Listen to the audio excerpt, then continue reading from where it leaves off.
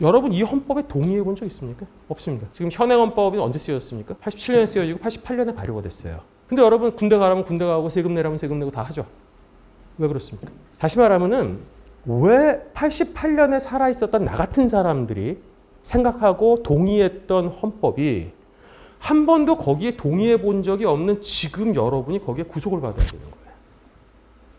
이상하지 않으세요? 헌법을 만드는 시점에서 굉장히 이성적인 판단을 통해서 만들어낸 헌정 질서라는 것이 그 이후 시점에서 다수 의지의 횡포로 말미암아 이 헌정 질서가 망가지는 것을 막기 위해서 뭐예요?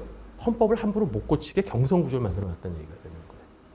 그리고 그거는 마치 술 마시기 전에 내가 술 취한 이후에 나를 경계를 해서 이 드라이버스 키, 이 키를 맡기는 거랑 지금 같은 로직이다. 헌법이라는 것이 이런 식으로 다수의지, 국민, 인민, 민주주의라는 거를 이렇게 컨스트레인을 하는데요. 그 컨스트레인 하는 것이 일견 비민주적으로 보이고 실제로 비민주적인 건 맞지만 더 큰 그림에서 보게 되면은 사실은 바로 민주주의의 어떤 제고를 위해서 반드시 필요한 컨스트레인이라는 것이죠. 대개 미국은 어떻게 하냐면은 친구들끼리 술을 마시러 가면은 이 designated driver라 그러죠. 그 중에 한 명이 무슨 이렇게 운전을 하기로 합니다. 뭐 맨 처음엔 음주운전 하지 말아야지 결심했다가 한두 잔 들어가면은 뭐 객기 부리는 사람들 있잖아요. 그러니까 그거를 막기 위해서 다들 designated driver를 하나 정하고는 그 사람한테 다들 차키를 반납을 합니다. 술 한두 잔 들어가면은 야, 한 잔은 괜찮아. 야, 운전할 수 있어 하면서 꼭 차키 돌려달라는 친구들이 나오죠.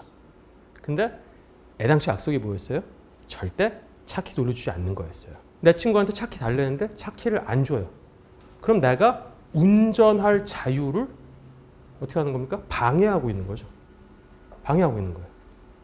그럼 나는 자유롭지가 않은 거죠. 키를 가지고 있는 친구가 나한테 키를 안 줌으로써 내가 음주운전을 못하게 하는 것이 그 순간에는 나의 자유가 억압되고 있는 것으로 보일지 몰라도 그러나 사실은 결국은 내가 음주운전을 피할 수 있게 된다는 측면에서 나의 자유가 증진된다는 역설이 생기는 거예요. 다시 말하면은 해와 강압이 자유롭게 만들 수도 있다는 얘기인 겁니다. 민주주의라면요 사실은 굉장히 어려운 물건인 거예요.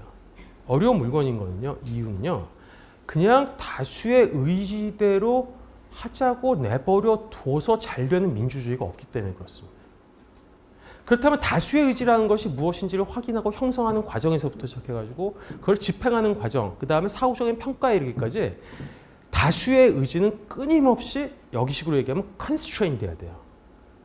또 다르게 얘기하면 moderate가 돼야 돼요. 또 다르게 얘기하면 filtering이 돼야 돼요.